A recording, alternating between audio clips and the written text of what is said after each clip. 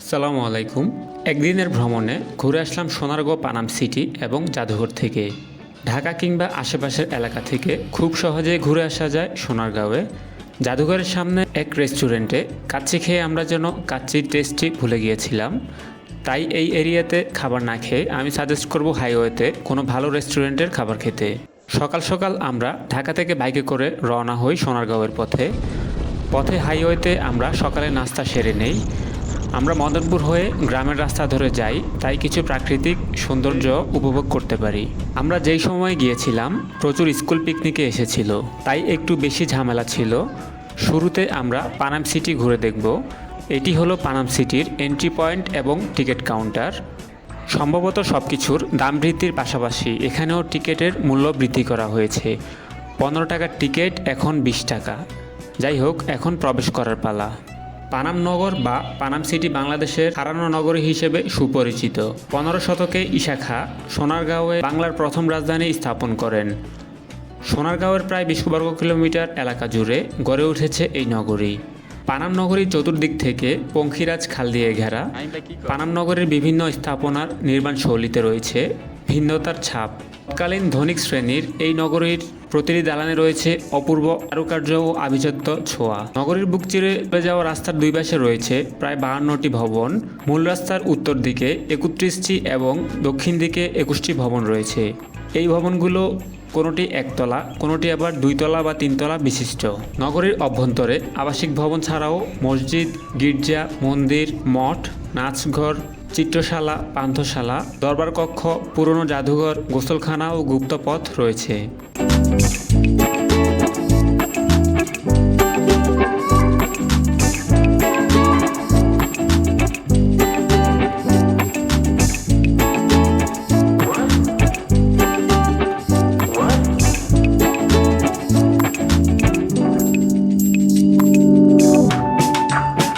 Sonargaon Panam city এবং জাদুঘর দেখতে আসতে ঢাকা থেকে আসতে চাইলে ঢাকার গুলিস্তান থেকে দোয়েল, স্বদেশ কিংবা বোরাকের এসি বাসে করে মোগরাপাড়া চৌরাস্তা নামতে হবে। ভাড়া 60 থেকে 70 টাকা নিতে পারে। সেখান থেকে অটোরিকশা যোগে পানাম সিটি যাওয়া যায়। ঢাকা ছাড়া অন্য কোথাও থেকে আসতে চাইলেও নারায়ণগঞ্জের মোগরাপাড়া চৌরাস্তা নেমে একইভাবে আসা যায়।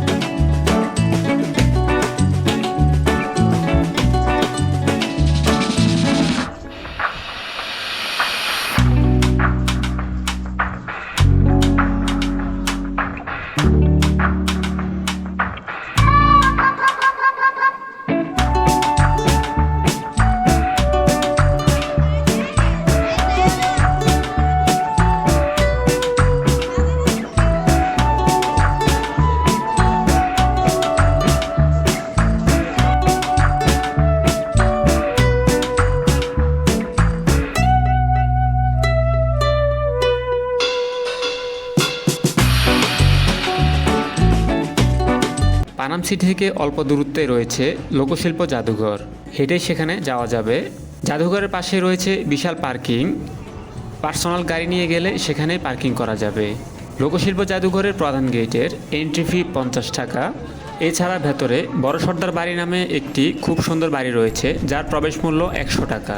ছাত্রছাত্রীর জন্য প্রধান গেটের প্রবেশ মূল্য 30 টাকা।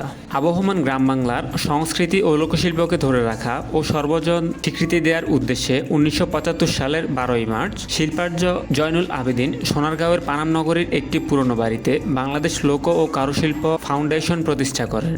এই ফাউন্ডেশনে আছে গোপীনাথ সাহা সর্দার বাড়ি, জয়নুল আবেদিনের ঐতিহাসিক সংগ্রাম ভাস্কর্য, জয়নুল আবেদিনের ভাস্কর্য, জয়নুল আবেদিন স্মৃতি জাদুঘর, লোকজ মঞ্চ, সেমিনার রুম, কারুশিল্প এবং সবুজে মোড়া সুবিশাল উদ্যান। উদ্যানটি বিশাল এরিয়া নিয়ে খোলামেলা, সেখানে একটু ঘুরে ও বসে সময় কাটানোর মতো একটি সুন্দর পরিবেশ। প্রায় 4500 এর অধিক প্রাচীন নিদর্শন স্থান পেয়েছে জয়নুল আবেদিন স্মৃতি জাদুঘরে। জাদুঘরে কী কী রয়েছে তা দেখতে পাবেন আমার আরেকটি ভিডিওতে, যার লিঙ্ক ডেসক্রিপশনে দেওয়া রয়েছে। আমরা এরপর প্রবেশ করলাম বড় সর্দার বাড়িতে। বাড়িটিতে প্রবেশের টিকিট 100 টাকা হলেও এর ভেতরে অসাধারণ কারুকার্য, পুকুর পাড় সহ সব কিছু ভালোভাবে উপভোগ করলে এই টাকা উসুল মনে হবে। এর ভবনটি দোতলা হলেও দ্বিতীয় তলায় যাওয়ার জন্য পারমিশন পাওয়া যায় না।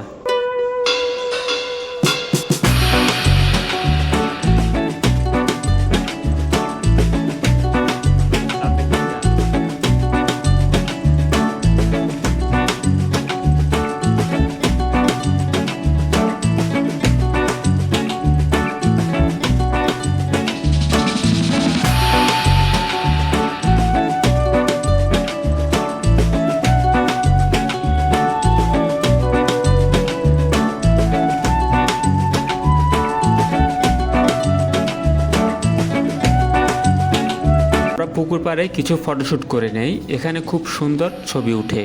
পাশাপাশি নির্মল বাতাসও উপভোগ করি। সর্দার বাড়িতে মোট 10টি গ্যালারি রয়েছে। গ্যালারিগুলোতে কাঠ খোদাই, কারুশিল্প, পটচিত্র ও মুখোশ, আদিবাসী জীবন ভিত্তিক নিদর্শন, গ্রামীণ লোকজীবনের পরিবেশ, লোকজ বাদ্যযন্ত্র ও পোড়ামাটির নিদর্শন, তামা, কাঁসা, পিতলের নিদর্শন, লোহার তৈরি নিদর্শন, লোকজ অলঙ্কার সহ রয়েছে বহু কিছু। প্রতি বৃহস্পতিবার জাদুঘর বন্ধ থাকে।